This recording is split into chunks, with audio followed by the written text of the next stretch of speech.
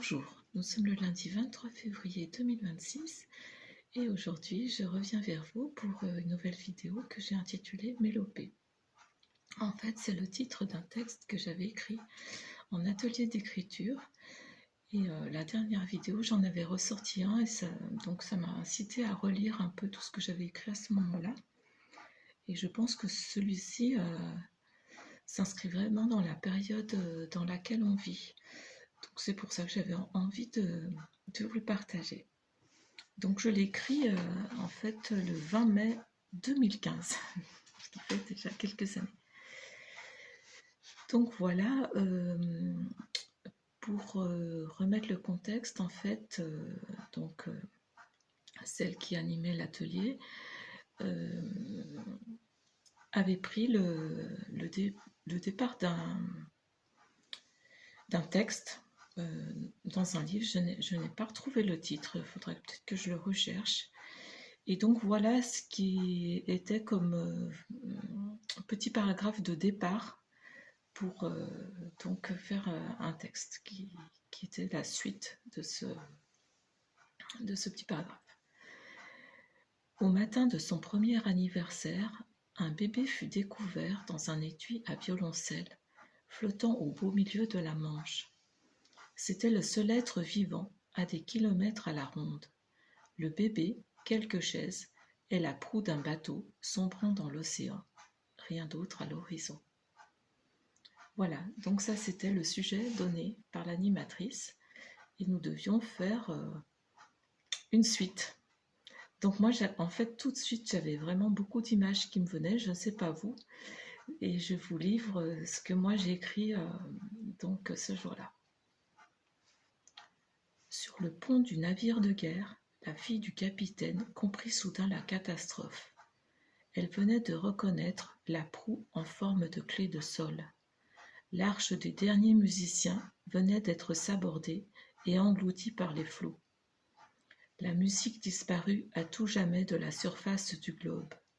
Vite, elle fit récupérer le bébé dans son étui à violoncelle et supplia son père de pouvoir garder l'enfant.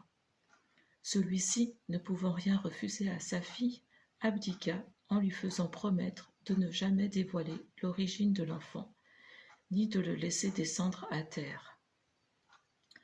Elle promit et recueillit l'enfant dans sa cabine. C'était une petite fille, au visage angélique et un peu triste. Elle l'appela Mélopée. Le monde devint triste et sombre. Les humains vivaient comme des ombres. Leur voix était devenue morne, sans vibration ni accent.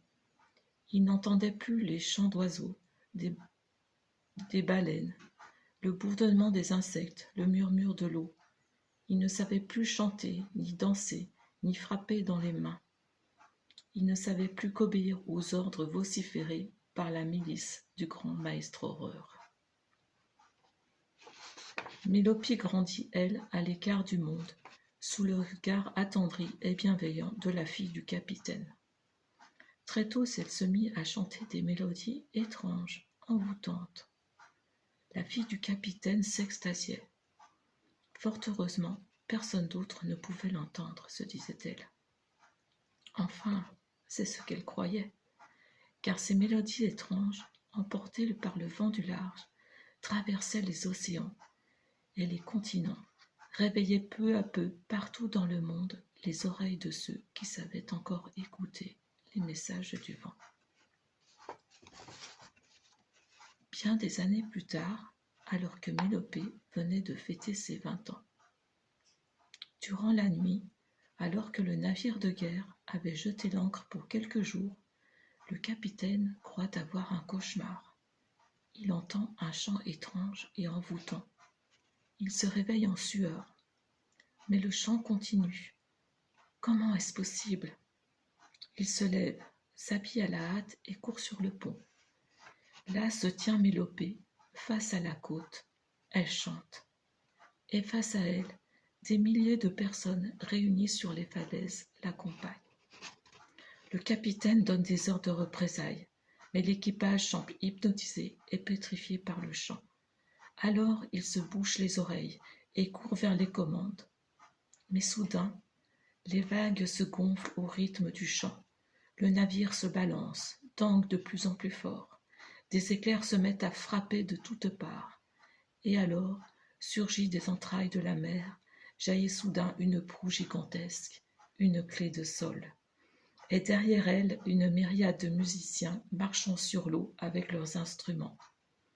Le capitaine crut en un mirage, mais c'était juste le miracle de Mélopée. Alors les cieux s'ouvrirent à nouveau, laissant place à un arc-en-ciel. Les humains vibraient à l'unisson, ils avaient retrouvé la voix de leur âme.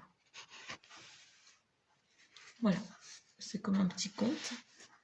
Donc j'avais plein d'images qui me venaient et je pense que vous avez peut-être saisi de quelles images il s'agit, je ne sais pas. Voilà.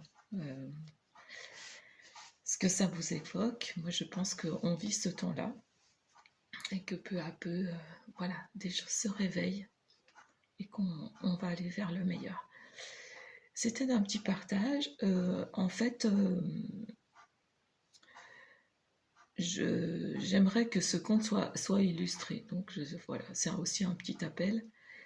J'aurais aimé le mettre en forme pour en faire pourquoi pas un petit livre et peut-être illustrer de différentes façons, voilà, comme un album, mais aussi peut-être comme une BD avec peut-être des changements dans le texte, une réécriture ou d'autres textes. Je ne sais pas. J'aimerais une co-création autour de ça.